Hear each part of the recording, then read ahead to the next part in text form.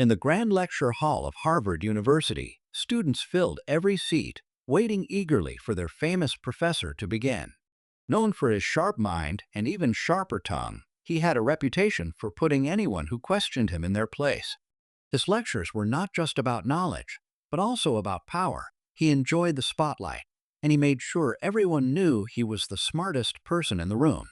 On this particular day, however, fate had different plans. Among the sea of eager faces sat someone no one expected, a quiet, elderly woman dressed simply, blending in as if she didn't belong. She wasn't a student, she wasn't faculty, and to many, she seemed out of place in one of the world's most prestigious universities. But the professor noticed her, and with a sly smile, decided she would be the perfect target for a little lesson. He began asking her questions in front of everyone, questions designed not to teach, but to humiliate. The students chuckled nervously, sensing the tension rising in the room.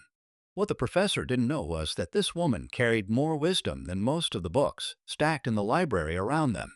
Her life experience, her quiet intelligence, and her patience made her the kind of person who didn't need titles or recognition to prove her worth. She listened carefully, calm and unshaken, as the professor tried to corner her with his words. But then, something shifted. When she finally spoke, her response left the room silent. The professor's confidence began to falter, and the audience leaned in, realizing they were about to witness something unforgettable. Little did anyone know, this ordinary old woman was about to reveal a truth that would turn the tables completely. The lecture hall seemed to freeze as all eyes stayed locked on the old woman. The professor, adjusting his glasses with a smug grin, thought he had the upper hand. After all, he was Harvard's pride, a scholar whose words carried weight beyond the walls of the university. To him, this was just another performance, another chance to prove his brilliance in front of a captive audience. What he didn't realize was that this moment was no longer about his reputation, but about hers. The woman sat quietly, her hands folded neatly in her lap, her posture calm and steady. There was no trace of nervousness in her expression. If anything, her silence only made the room more uneasy. The students whispered among themselves, unsure of who she was or why she was here. Some thought she might be a guest. Others assumed she had simply wandered in. Yet no one could deny that there was something unusual about her presence, something that didn't quite fit the professor's plan. As the professor pressed on, tossing out complicated theories and questions, the old woman's eyes never left his.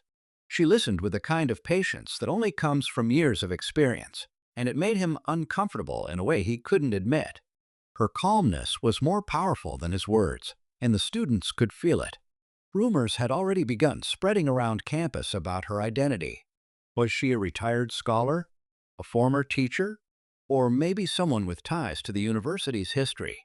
The uncertainty only deepened the suspense as the students leaned in, waiting for her to respond.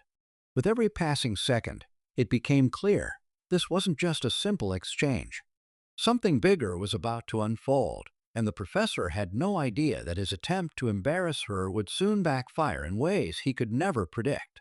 The professor began to circle around her with words, his voice echoing against the tall walls of the hall. He threw questions like darts, each one sharper than the last, hoping she would stumble, hoping the students would laugh at her confusion. But every time he paused, waiting for her to falter, she simply nodded, as if she had heard it all before. The silence she gave him was not weakness, it was strength, and slowly the class began to notice it. In the back rows, a few students exchanged uneasy glances. They were used to their professor's theatrics, but this felt different. It wasn't the usual display of intellect. It was starting to look like a battle of wills. Some students whispered that maybe the old woman was a retired professor who once taught here. Others thought she might be an author whose work the professor himself had studied. The uncertainty added fuel to the tension, making each moment heavier than the last. The professor, however, couldn't afford to look uncertain. His pride was on the line, and the presence of this mysterious woman challenged the very stage he commanded. To him, it wasn't just about winning an argument, it was about protecting the image he had built over decades. His eyes narrowed as he asked her to solve a complex equation, one that even graduate students often struggled with. It was the kind of question meant to trap, not to teach. The woman slowly raised her head, her voice soft but steady as she began to speak. The room went silent. Even those who had been skeptical leaned forward, sensing that something unexpected was about to be revealed. Yet, instead of directly answering, she began telling a story, one that hinted at knowledge far deeper than numbers or theories. And in that moment, everyone realized this encounter was only just beginning. Her voice carried through the hall, calm but commanding, weaving a story that seemed out of place in a math lecture yet impossible to ignore. She spoke of a time when she worked with equations not as abstract puzzles, but as tools to solve real problems, problems that changed lives. She described patterns in nature, the rhythm of the seasons, the way structures could rise or fall based on a single miscalculation. It wasn't theory to her. It was lived truth. The students, who moments ago had been entertained by the professor's arrogance, now leaned in with wide eyes. The professor, however, grew restless.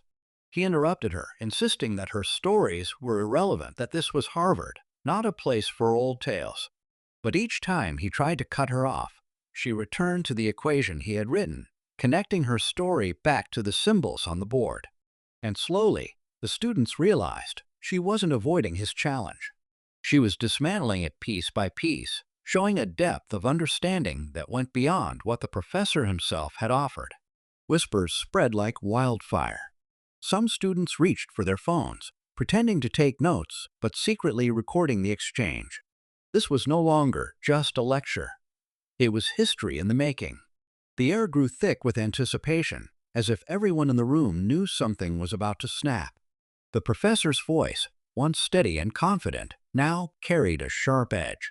He raised his tone, determined to prove her wrong, to trap her in a corner she couldn't escape. But the woman didn't flinch. She leaned forward slightly, her eyes steady, her presence unshaken.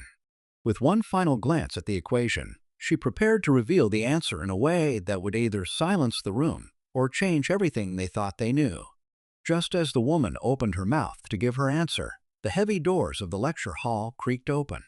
A man in a gray suit walked in, carrying a folder marked with the university's seal. The students turned in surprise, whispering among themselves, but the professor's expression shifted instantly. He knew the man, an academic dean, someone who rarely appeared in lectures unless something important was at stake. His sudden arrival only added to the unease already filling the room. The dean paused, scanning the scene. His gaze lingered on the old woman before he nodded with quiet recognition, as though he knew exactly who she was. The professor, however, stiffened. If the dean knew her, then this wasn't some ordinary guest. The stakes had just been raised, and he couldn't afford to lose control now, not with an audience hanging on every word. The woman remained calm, her eyes flicking briefly to the dean before settling back on the equation. "You want an answer," she said softly, "but you've asked the wrong question." The room went still. Students looked from her to the professor, sensing the shift in power. It wasn't just about solving numbers anymore. It was about challenging the very way knowledge was presented and who had the right to speak it. The professor clenched the chalk in his hand so tightly it snapped in two.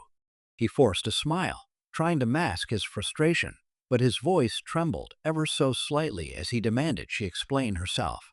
The tension climbed higher, every word from her threatening to unravel the reputation he had built over decades. And just when it seemed she might finally expose the truth that everyone was waiting for, the dean stepped forward, placing the folder on the desk. "Before she answers," he said firmly, "there's something all of you should know about her." The hall was silent as the dean placed his hand on the folder, his voice steady but charged with meaning. "This woman," he said, looking around at the rows of stunned students, "is not just a visitor.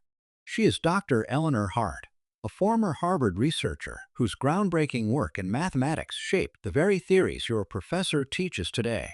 A ripple of shock ran through the room. Students gasped, some covering their mouths, others staring at the professor in disbelief.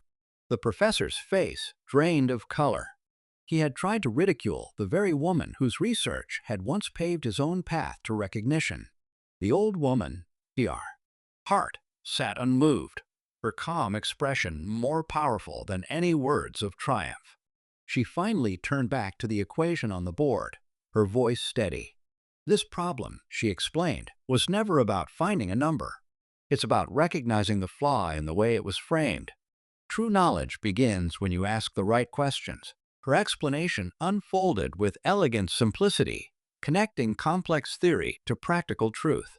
Within minutes, she solved not just the professor's problem, but also revealed the gaps in his teaching. The lecture hall erupted in applause, students rising to their feet. For the first time, the professor stood not as the authority, but as a man humbled before his own students. But just as the clapping filled the room, Dr. Hart lifted her hand. "There is one more thing," she said, her tone shifting. "What you see here today isn't about me or him. It's about you. Each of you will face voices that try to belittle or silence you. The real test is whether you choose to speak." The applause returned, louder than before. Yet, behind the celebration, the professor's eyes lingered on the dean's folder. Hidden inside were letters, proof that Dr. Hart had once been pushed aside by the very institution that now applauded her. The triumph belonged to her, but the twist was clear. The story of who truly held power at Harvard was far from over. The lecture hall slowly settled after the thunderous applause, though the energy in the room still buzzed like electricity. Students who had come expecting another ordinary class would leave with a story they would tell for years. For them, this wasn't just about an equation or a lecture. It was about watching truth rise in the face of arrogance. Many of them approached Dr. Hart afterward, eager to shake her hand to thank her for reminding them that wisdom isn't always dressed in titles or power, but often in humility and experience. The professor, still standing at the front, looked smaller than he ever had. He gave no more challenges, no clever remarks. For once, he simply listened. And in that silence, he realized the lesson was as much for him as it was for his students. Pride may build a reputation, but respect is earned in the way you treat others. Though he didn't say it aloud, his bowed head told everyone he understood. The dean later explained how Dr. Hart had once contributed research that shaped entire courses, but was overlooked in her time. Inviting her back was not only an honor, but a long overdue recognition. For the students, this revelation turned her from a mystery into an inspiration, a living reminder that true genius can't be silenced forever. As Dr. Hart left the hall, she smiled gently, leaving behind not just an answer to a question, but a lesson deeper than any textbook. The takeaway was clear. Knowledge is not about showing off what you know, but about how you use it to lift others. That day, Harvard students didn't just learn mathematics. They learned the meaning of respect, resilience, and the quiet power of wisdom.